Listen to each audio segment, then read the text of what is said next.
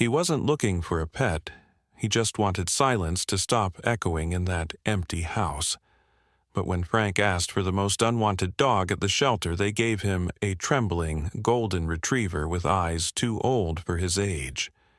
No one thought that dog could be saved, until he quietly walked into the heart of a silent little girl and stood between her and the danger no one else saw coming.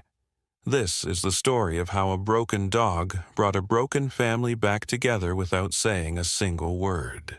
The air over Elk Shore, Oregon was thick with late autumn drizzle, the kind that didn't quite fall, but seemed to drift endlessly down from a sky the color of cold steel. The lake just beyond the tree line sat still and silent like a held breath.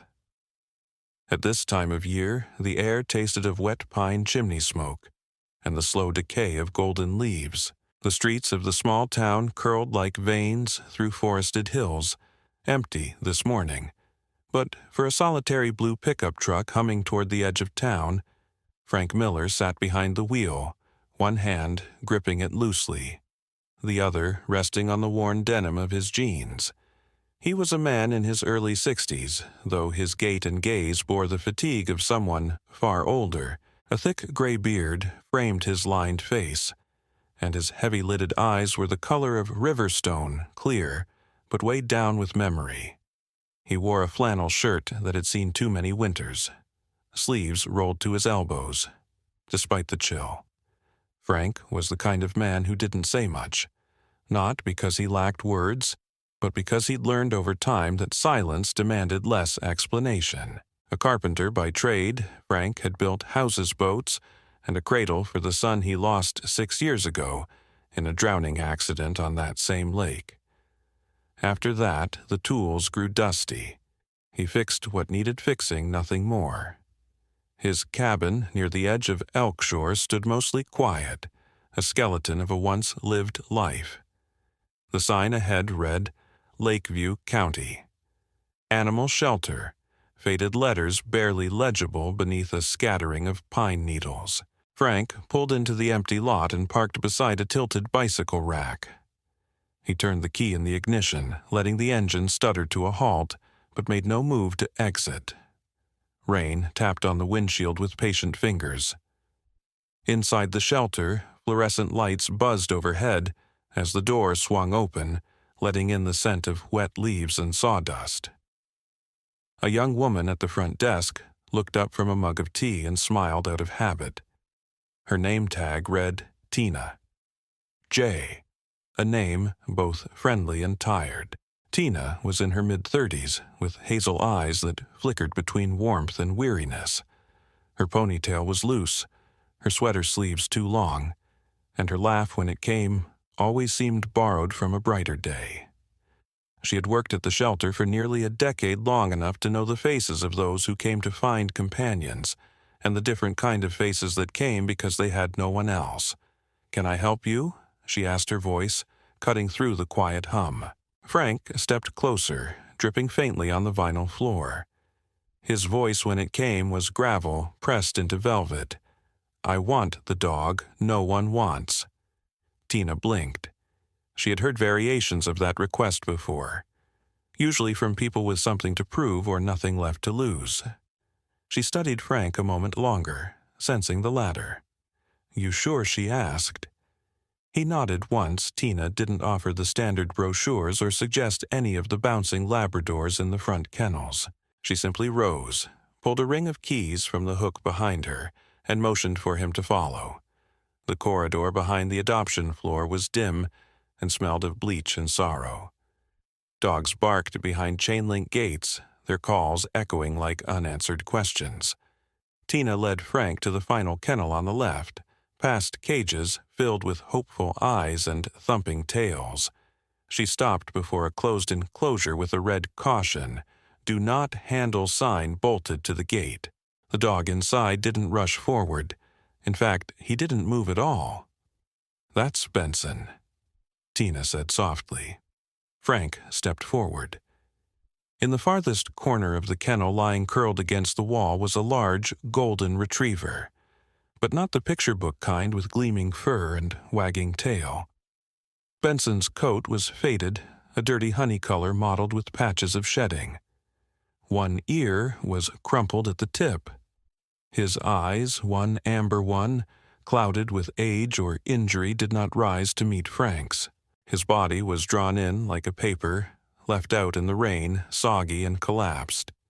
"He's about 8. Tina continued. "Picked up 2 counties over. Abandoned shows, signs of long-term neglect and anxiety-based aggression. Hasn't bitten anyone, but he growls when touched. Won't come to anyone. We tried everything. He doesn't even respond to food most days." Frank said nothing. Tina hesitated. "He's not on the official adoption list. We kept him alive because, well, no one had the heart." Frank took a step closer. Benson's one good eye shifted just slightly toward him. He didn't move otherwise, but Frank saw something there. Not recognition, not hope. Just quiet, familiar. "I'll take him." Tina blinked. "Sir Frank, I appreciate the intention, but this dog's not a project. He's not some underdog story waiting to happen. He's just tired." "So am I." They stood in the fluorescent half-light. 2 strangers, both with pasts too heavy to unfold. Then Tina sighed and unlocked the door. The paperwork took time. Tina made Frank initial, every waiver, every clause. No returns, no behavioral liability, no guarantees. When the forms were signed, she opened the kennel and stepped back. "You'll need a leash. He'll follow," Frank said without looking at her. He didn't call to the dog, didn't kneel or offer a hand. He simply stood there. Benson didn't move at first. Then, slowly, as if the floor itself weighed more than he could lift, he rose to his feet. His joints crackled. He limped forward, passing Tina without a glance, and stopped beside Frank. They walked out into the drizzle together. In the truck, Benson lay curled on the floor of the passenger seat. He didn't shake, didn't whine. He simply made himself small, as though trying to take up as little space in the world as possible. The drive back to the cabin was quiet, except for the whisper of rain against glass. As the truck turned onto a gravel road hemmed in by tall pines, Frank glanced once at the figure in the footwell. Benson was watching him, one eye fixed, unmoving. At the cabin, Frank didn't rush. He parked, stepped out, and opened the passenger door. Then he waited. The rain fell steadily, drenching his shoulders. 1 minute. 2.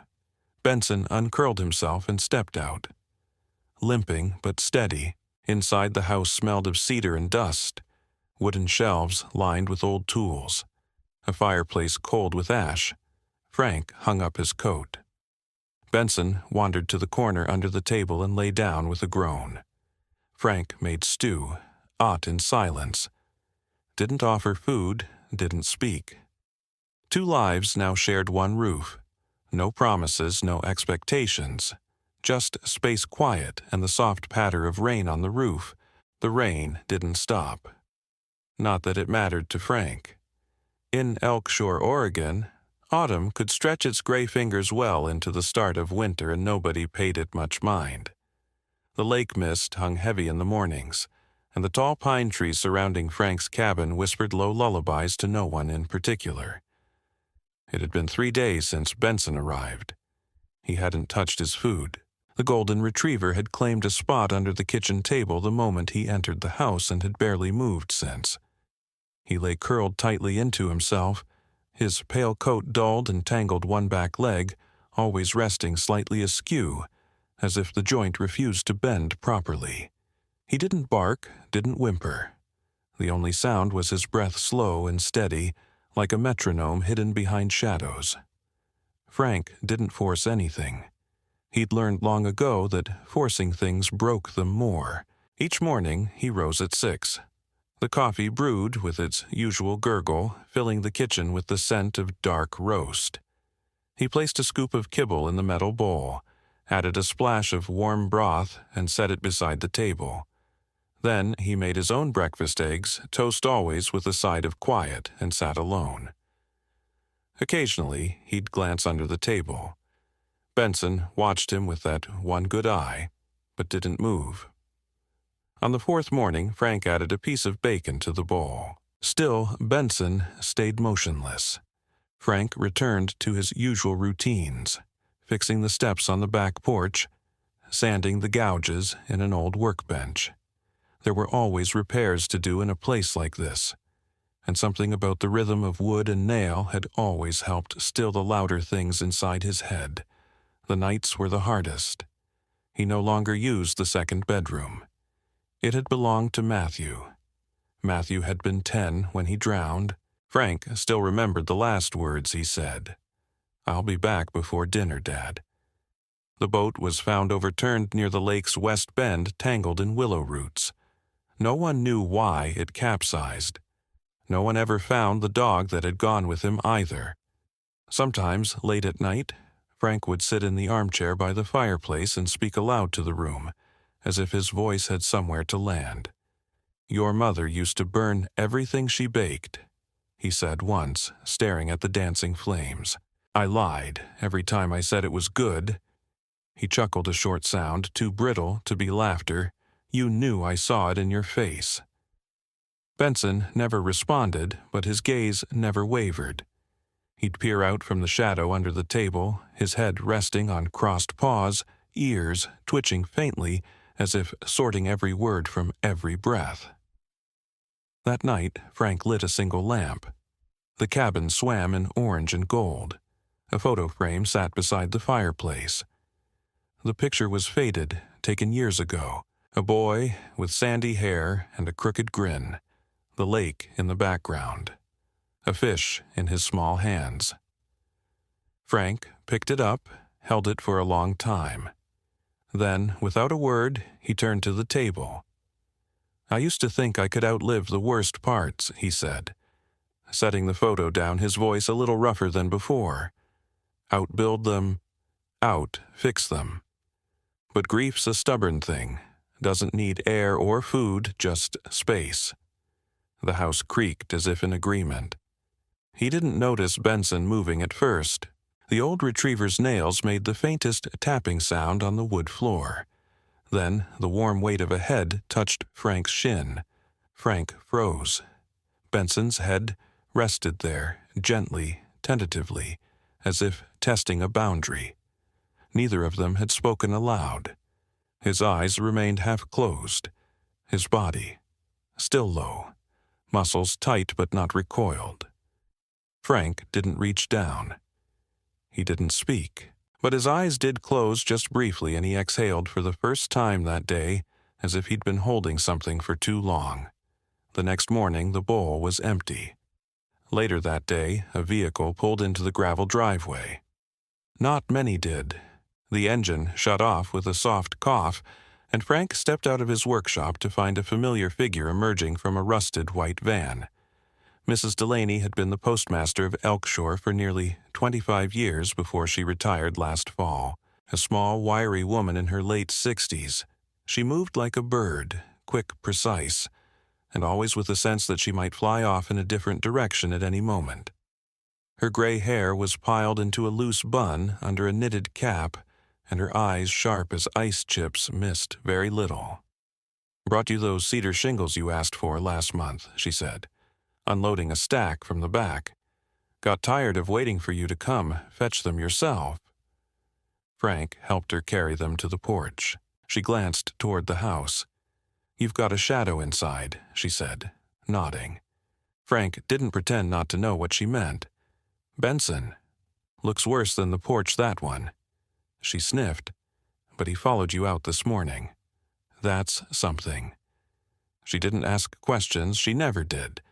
That was the unspoken language of people who'd seen too many winters. Before she left, she crouched down, pulled a biscuit from her coat, and placed it on the porch. For the mutt, Benson waited until she left to retrieve it. That evening, Frank sat at the workbench cleaning an old hand plane. Benson lay near the fireplace now, instead of under the table. He didn't ask for attention, didn't beg for food, but he didn't hide any more. Frank glanced toward him. "You're not what I expected." Benson gave a small huff through his nose. Nothing more. Frank smiled faintly. It was the first real smile in months. That night, Frank placed a folded quilt by the hearth. He didn't gesture or call, but when he woke the next morning, Benson was curled on it, head resting on his paws, one eye blinking slowly at the rising sun. The morning sun filtered through the lace of bare tree branches, casting thin golden bars across the wooden floor of Frank Miller's workshop. It was the kind of cold that settled in the bones, not sharp but persistent, clinging to everything. A light fog hovered over Elkshore, muting the outline of the lake and dulling the world to soft, silver tones. Inside the cabin stirred with the slow rhythm of quiet routine. Frank had already finished his coffee, the old percolator clicking as it cooled on the stove. Benson lay by the fireplace, curled on the folded quilt Frank had placed there 2 nights ago. The dog had begun to stretch his legs more often, occasionally walking to the back door to peer out at the woods beyond, though he still startled easily at sudden movement or loud sounds. Frank stood in the center of his kitchen holding a list scrawled on a torn envelope. It was a mental note more than anything else jotted in block letters shed. Clean, fix-back hinge, sort old tools. His gaze drifted toward the back of the house where the small tool shed leaned slightly to the left, like an old man mid-conversation. He stepped outside, boots crunching across frost-hardened gravel. Benson followed behind, not close, but steady. His limp was less noticeable now, though his hind legs still lifted occasionally when the ground was uneven. The dog's breath misted in the cold. His tail low but moving, Frank unlocked the shed with a grunt. The metal latch was stiff, and the wooden door groaned as it opened, resisting the intrusion. The interior smelled of aged wood, old leather, and the particular dampness of forgotten spaces. Sunlight slanted through a crack in the roof, illuminating dust motes that floated like ash in still air. He hadn't been inside in over a year. The shelves were cluttered with rusted nails, brittle rope, and rows of jam jars filled with screws and bolts. Tarps lay folded in a heap beside the wall. In the far corner, partially obscured by a broken sawhorse, sat a box. It was square and wooden, with worn corners and a dull brass clasp. Dust lay thick across its lid. Frank knelt beside it, reaching out with a tentative hand. The clasp resisted, but gave way with a soft click. As he opened the lid, the scent of pine and oil rose up sharp and sudden, so familiar it made his chest tighten. Inside were the remnants of a life paused a baseball glove, with frayed stitching a carved wooden boat, no longer than a man's forearm, and a faded red bandana folded neatly atop a pile of sketches. He didn't touch anything. He just sat back on his heels, breathing slowly. Benson crept forward, his nails clicking softly against the wooden floor. The dog paused, nose twitching, then settled beside the box. He didn't sniff or investigate. He simply lay down with his head resting against the side of the crate, eyes half closed. Frank watched him, a knot rising in his throat. The box had belonged to Matthew, his son. The boat they'd built together, a smaller replica of the one Matthew had taken out that day. The glove was from Little League. The bandana he'd worn every time he helped Frank in the garage. "I couldn't throw it away," Frank murmured, voice thick. "God knows I tried." Benson didn't move. They sat there for a long time. The light shifted. The air grew colder, but neither stirred. There was something about that stillness shared and unspoken that made the memories inside the box feel less like wounds and more like whispers. Later that afternoon, Frank returned to the house with Benson padding beside him. The dog didn't return to the fireplace. Instead, he followed Frank into the workshop and lay near the bench, his chin resting on one paw, his gaze fixed on the gentle movements of Frank's hands. Frank was re-gluing the legs of an old rocking chair. The wood was splintered and dry, but the structure was sound. His fingers moved with practiced care, smoothing the adhesive, clamping the pieces, checking each angle. It had been a while since he'd worked on something for someone else. This chair, once meant for the front porch, had sat in storage for years. From the hallway, the low sound of a radio drifted in old folk music, soft and mournful. The melody curled around the beams and rafters, wrapping the space in something almost warm. Frank didn't say much, but he began to hum. Benson lifted his head slightly, ears twitching. As days passed, Benson started to follow Frank more regularly. To the woodshed, to the workshop, to the edge of the lake where Frank would sit on a bench with his hands in his coat pockets and his gaze lost in the rippling gray water. Sometimes when Frank spoke, it wasn't to himself anymore, it was to the dog. "You know," he said one morning while organizing screwdrivers, "Matt had hands like yours, always moving, always careful." He'd sit right there, he nodded to a spot by the workbench, legs swinging, asking me why things broke. Benson huffed. Never had a good answer for that. Frank had never been a man of many words, but something about Benson's quiet presence brought them out like trickling water from an old well. He didn't offer affection, not in the traditional sense, but he began to include Benson in everything. Left the shed door ajar. Set a second blanket near the bench. Moved slower so Benson could keep pace. One afternoon, as Frank cleaned out another storage bin in the back of the shed, he pulled out a mason jar full of mismatched screws and bolts. Nestled in the bottom was a tarnished silver key tied to a strip of blue fabric. Frank stared at it for a long time. He pocketed the key without a word. That night, as wind howled against the pine trees and frost curled across the cabin windows, Benson lay beside the fireplace, his breathing steady, his head rising and falling with the rhythm of sleep. Frank sat in the armchair, one hand resting on the wooden boat now perched on the mantel. The house no longer felt like a tomb. It felt like something waiting to live again. It was a Tuesday morning, the kind that arrived without fanfare, but settled into the bones with a quiet chill. The fog hadn't lifted from the surface of Elk Shore Lake, and the forest stood wrapped in its own still breath. In the heart of the town, down a side road flanked by rust-colored maple trees, Frank Miller's cabin workshop glowed dimly with the amber hue of early light filtering through sawdust-smeared windows. Frank had just settled into his morning work routine, sorting through a box of stripped screws and half-used wood stain. Benson lay nearby on his quilt, his breathing steady and content. His golden coat warmer now from better food and less stress. The dog still limped, but it had become more of a habit than a hindrance. He no longer flinched at every sound, though his ears still flicked at sudden noises. The bell above the shop door rang softly. Frank looked up mildly surprised. He hadn't had customers in days. A woman stepped inside the cold, following in after her. She was in her early 40s with a face that looked like it had known both joy and exhaustion in equal measure. Grace Carter stood tall but lean, with sharp shoulders softened only slightly by the pale blue cardigan wrapped tightly around her. Her dark brown hair was pulled back in a low bun, not for style but for practicality.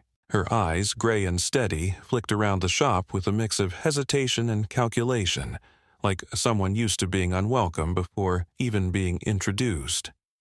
Behind her walked a small figure moving with slow, measured steps. Lily Carter. Her daughter was around 9 years old, though she looked a bit younger. Her body was small and delicate, wrapped in a green parka, 2 sizes too big. Blonde wisps peeked out beneath the oversized noise-canceling headphones she wore thick and white like earmuffs in winter. Lily's eyes were a soft blue, curious but distant, and her hands remained close to her chest, clutching a sketch pad and a crayon clutched tightly like a lifeline. "Morning," Grace said with a nod. Her voice polite but clipped. "I was told you might be able to fix rocking chairs." Frank nodded, setting aside the box of screws. Possibly, depends how broken it is. She motioned to the door. It's in the car. I'll help you bring it in, he offered, wiping his hands on a rag. As they stepped outside, Lily stayed inside unmoving. Her eyes drifted to the warm shape by the fire, Benson. The dog, usually indifferent to visitors, lifted his head. He didn't bark, didn't stir with tension. He simply watched. His tail didn't wag. It thumped once softly against the floor. Inside the truck, Grace was lifting the chair carefully. One leg was completely splintered, the base detached in 2 places. She was sitting in it when it broke, she muttered. No injury, thankfully. It used to belong to her grandmother, Frank, took one end and helped carry it in. As they re-entered the workshop, Frank noticed Lily had moved. She now stood no more than 3 feet from Benson, her sketchpad clutched to her chest. Her eyes were locked on the retriever. Benson lowered his head back down slowly, almost deliberately, and resumed his restful pose. Lily took one slow step forward. Frank exchanged a glance with Grace, who had tensed. "She doesn't do animals," Grace whispered. "At least she's never responded to one. She doesn't talk." Frank asked, more curiosity than concern. "Autism," Grace replied, "nonverbal. She communicates through art, mostly, and sometimes eye contact if you're lucky." Frank didn't say anything, he simply watched. Lily stepped closer. Then something wholly unexpected happened. Benson, with the kind of slow, deliberate grace only an old dog could manage, stretched his neck and laid his head gently on Lily's boot. The child froze. Not in fear, but in stillness, as if a moment had reached her that she didn't want to disturb. Her small hand hovered in the air. She didn't touch Benson. She just stared at him. Then she crouched, slow and silent, knees brushing the floorboards, and opened her sketchpad.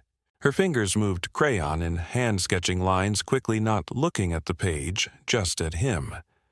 Grace, still holding the rocking chair, nearly dropped it. I don't understand," she whispered.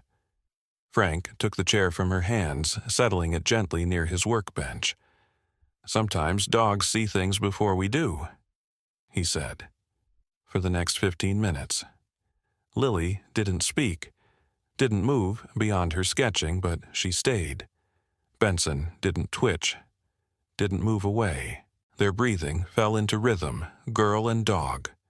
When it was time to leave, Grace had to coax Lily gently. The girl turned her sketchpad around once before she zipped it up. On the page was a rough drawing. Frank could barely glimpse it, but he saw a dog lying beside a fire and a small girl with headphones sitting just inches away. "Would it be all right if we came back?" Grace asked, her voice softer now. Frank nodded. The chair's going to take time anyway. They left with a promise to return in 2 days. That night, Benson lay in his usual spot by the fire, but his posture was different. Not just relaxed, expectant.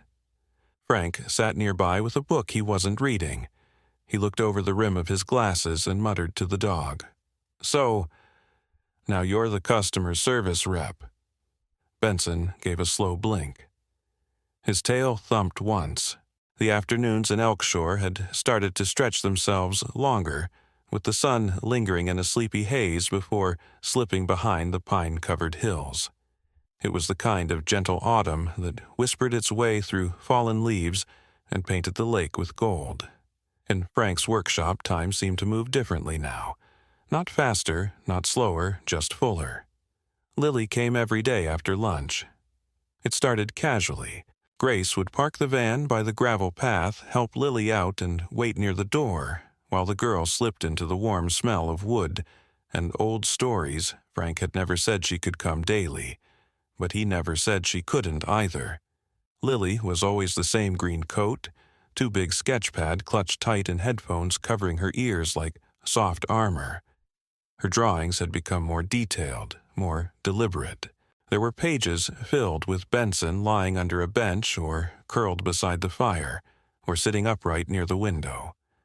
One afternoon she handed Frank a sketch where he himself was bent over a workbench, lines of concentration etched into his cartoonishly large forehead.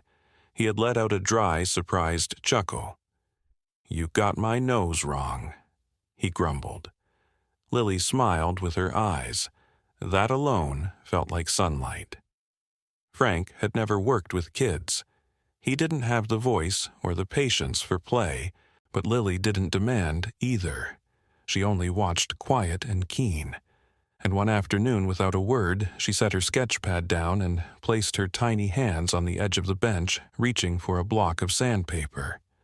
He hesitated at first, then slid it toward her. "Always move with the grain," he said, gesturing. "You fight the wood, it splinters." Lily copied his motion carefully, her tongue peeking slightly between her lips in silent concentration. Frank found himself moving slower when she was around, not because she needed it. Lily picked up patterns fast, but because he liked the quiet rhythm they had fallen into. Benson became their third. The dog moved from room to room, always nearby, always watching. When Lily sat on the floor cross-legged drawing with her box of crayons, Benson would rest his head on her lap. Once, Frank caught Lily gently pressing different crayon colors to Benson's paw pads, laughing silently as the blue and green left dusty streaks across his fur. Benson didn't flinch. Grace had started staying longer, too. She would sit on the front steps with a book she rarely read, sipping from a thermos. Her clothes were always clean, but worn like someone used to making things last. Frank didn't speak to her much at first. They were both people of silences and measured glances. But as the days went by, those silences began to change shape from guarded to familiar. "You have a way with her," Grace said one day, her voice low. "Better than most teachers." Frank shrugged. "I just let her be." Grace nodded, her eyes distant. "That's more than most." She was a woman who carried something unspoken around her like a second skin. Frank recognized it, not in words, but in the small things, the way her shoulders tensed when a car backfired in town, or how her eyes flicked toward Lily every time someone new entered the shop. One afternoon, while Lily was painting Benson's paw with a child's watercolor brush, Frank walked out to the van to help Grace carry in a bag of worn tools she had mentioned needing repaired. As she handed him the bag, her sleeve slipped, slightly revealing the edge of a bruise on her wrist. Frank didn't ask, Grace didn't explain, but her hand froze, and for the first time her voice faltered. Sometimes distance isn't enough. Frank set the bag down slowly. His face remained calm, but his jaw tightened. "You safe here?" he asked, not looking at her. Grace swallowed. For now he nodded, saying nothing more. That day, Lily handed Frank a new drawing. It was simple, 3 figures: a girl with headphones, a dog lying next to her, and a man with a beard holding a chisel. They were under a tree, the lake behind them. There were no faces, just a sense of stillness. Frank pinned it above his workbench without a word. Over the next week, Lily began using more color in her sketches, adding red to Benson's collar, blue to the lake, gold to the sun. Frank found a set of small carving tools he no longer used and cleaned them for her. She never spoke, but when she traced her fingers over the handle of the smallest chisel, there was a glimmer of something like gratitude in her expression. Benson started sleeping in Lily's shadow, not just beside her, but wherever she moved. If she sat by the window, he lay nearby.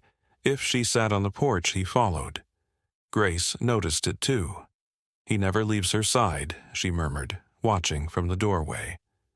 Almost like he was waiting for her. Frank stared out toward them, the old dog resting his chin on Lily's shoe. "Maybe they were both waiting," he said. That night, Frank remained alone in the workshop after they left, standing before the pinboard of drawings. The space, once cold and utilitarian, now glowed with presence, with color, with memory. Each sketch had become a mark of something healing, quiet but persistent. The morning began like any other. Pale light spilled through the slats in Frank's workshop, softening the edges of the worn workbenches and the scattered drawings tacked to the wall. Outside, Elkshore was wrapped in a muffled hush, the kind that came with dense late autumn fog. The lake was a ghost in the distance, its surface invisible, swallowed by white. Inside Benson lay curled near the door, tail gently tapping the floor in anticipation. He had learned the rhythm of the days Grace's van would crunch up the gravel around noon. Lily would step out slowly, headphones on sketchpad in hand, and the world would resume its quiet magic. That day, however, the van didn't come. Not by noon, not by 1. Frank didn't mention it aloud, but he kept glancing at the road every few minutes. The kettle on the stove boiled forgotten steam, hissing softly. Benson paced the workshop, restless alert, sniffing near the windows with a furrowed brow. At 1:47 p.m. a sound finally broke the fog. Not the soft hum of Grace's engine, not the familiar tires of her aging minivan. It was a deep, heavy growl, lower, more aggressive. A black pickup truck emerged from the mist like a predator. The engine idled for a moment, then cut off sharply. The truck didn't pull into the driveway. It parked just off the road, too far to be casual, too close to be coincidence. Frank stepped to the window, instincts stiffening his spine. Benson was already standing, body rigid, tail low, ears forward. A quiet growl rumbled in his chest. From the driver's side, a man stepped out. Derek Hayes was tall, broad-shouldered, built like someone who'd fought more than he fixed. His beard was trimmed short, and the angles of his face were sharp. Jaw set, eyes narrowed beneath a heavy brow, he wore a worn leather jacket, scuffed jeans, and boots that hit the gravel with deliberate weight. His walk was fast, direct, unbothered by the fog or the unfamiliarity of the place. Frank didn't know him, but Benson did. The golden retriever moved like thunder, fast and grounded. He placed himself at the door, body stiff, head lowered, a growl, now rising from his chest like a storm pushing through dry earth. The door swung open just as Derek reached the front step. "Where is she?" he said. His voice was loud. Too loud, slicing the still air like a cleaver. Frank stepped out onto the porch, hands steady at his sides. "Can I help you?" he asked, though his tone said he already knew the answer. "I know she's been here," Derek snapped. "My daughter, Grace. I've got a right." Frank didn't respond right away. He simply stared, reading every line on the man's face. Rage, control, desperation, all buried just beneath the surface. Benson stood at the threshold, unmoving. When Derek stepped toward the door, Benson stepped forward, placing his body squarely between them. His fur bristled, his tail raised. And then, for the first time since he arrived at Frank's cabin, he barked. It wasn't a frantic or panicked sound, it was low, guttural, fierce. The kind of bark that stopped movement, silenced rooms. Derek paused. "What the hell's wrong with your dog?" he muttered. Frank didn't answer. Behind them, a soft sound of tires on gravel. Grace's van appeared, emerging slowly from the fog like a wounded ship. She parked behind the workshop engine, running longer than usual before she turned it off. The van door opened. Lily stepped out first, then Grace. She froze when she saw the man on the porch. Her hands shook. "Grace." Derek said, his voice changing now. Slick, calculated. "You can't hide forever. I've been patient, but this ends now." Grace stepped forward. Not quickly, not bravely, but deliberately. Her eyes flicked to Lily, who stood just behind the van door, frozen fingers locked tightly around her sketch pad. "She's not going with you," Grace said, voice quiet. "But even I'm her father." "You were," she cut in. But you're not safe. She's mine. She's not property. Frank stood silently beside Benson, saying nothing, but his presence was heavy as stone. Benson hadn't moved. He stared up at Derek, muscles tight, ready, not out of fear, but resolve. Derek's face twisted into something darker. "You think this ends it," he snapped. "This little parade of defiance." Grace stepped fully onto the porch. Her voice cracked just once, but she kept going. "If you come near her again, I'll have the sheriff on you. I'll do what I should have done years ago." There was a beat of silence. Then Lily did something no one expected. She stepped out from behind the van and walked forward, straight to Benson. She crouched, placed her hands gently on the retriever's back, and stared up at her father not with fear, but a quiet, eerie stillness. She didn't say a word. She didn't need to. Derek's expression faltered. He looked at the girl, then the dog, then at Frank, unmoving, and at Grace, whose trembling had given way to something steel-forged. He turned, wordless, walked back to his truck, slammed the door, and roared off in a storm of gravel and engine noise swallowed quickly by fog. Grace collapsed onto the porch steps. Not dramatically, just all at once, like someone who had finally let go of a weight carried too long. Frank stood beside her, said nothing, just rested a hand on her shoulder. Inside, Benson lay quietly beside Lily, her hand still on his back, her face buried in his golden fur. The days after Derek's appearance passed like the slow turning of autumn leaves, steady wind-brushed and layered with quiet reflection. Elk Shore returned to its calm routine, though something beneath its surface felt shifted. Not broken, but opened like a door that had long resisted. The light had finally swung on rusty hinges. Frank had gone back to his usual rhythms in the shop, but the silence was different now. It wasn't emptiness. It was listening. Benson seemed to carry a new posture, too, more alert, more protective, yet somehow lighter, as if for the first time he knew exactly where he belonged. Lily returned the very next day. There was no sign of fear in her eyes, no tension in the way she moved.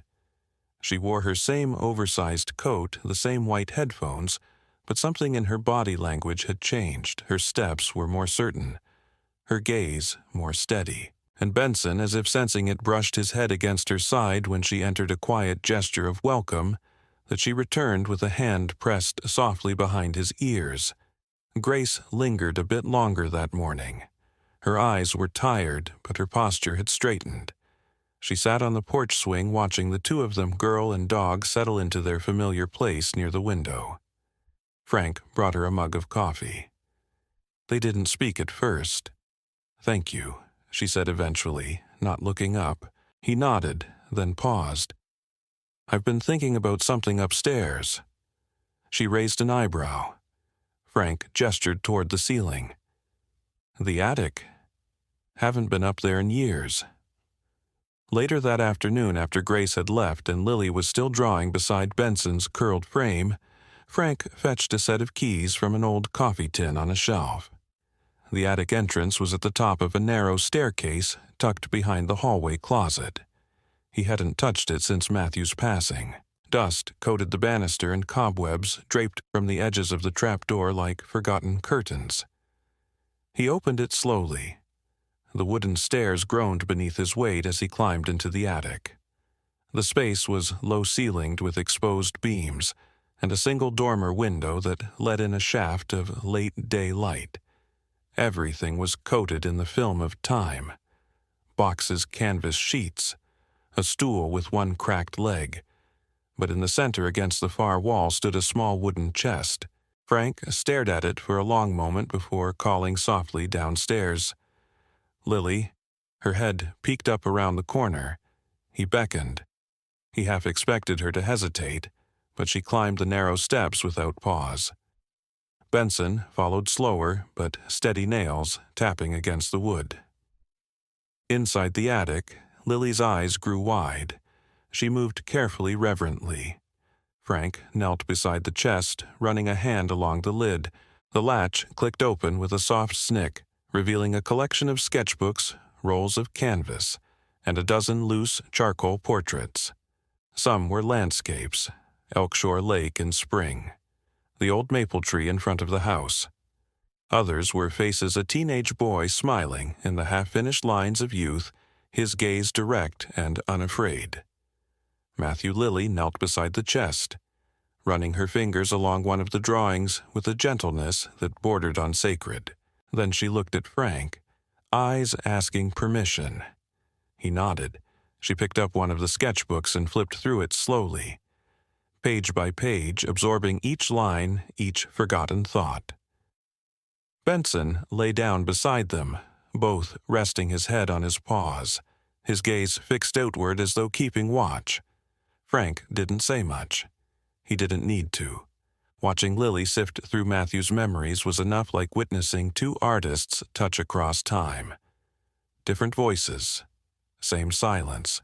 The next day, Lily arrived with a fresh sheet of thick drawing paper and her watercolors. She didn't speak as always, but she moved with purpose. She asked Frank using gestures and her sketch pad if she could go back to the attic. He took her up again, this time staying with her. She sat up near the window, the light catching on her paper, as she painted with focused care.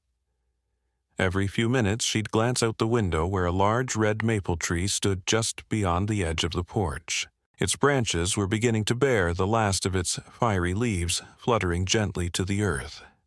By late afternoon the picture was finished. She handed it to Frank, not dramatically, just quietly. On the page was a scene beneath the maple tree.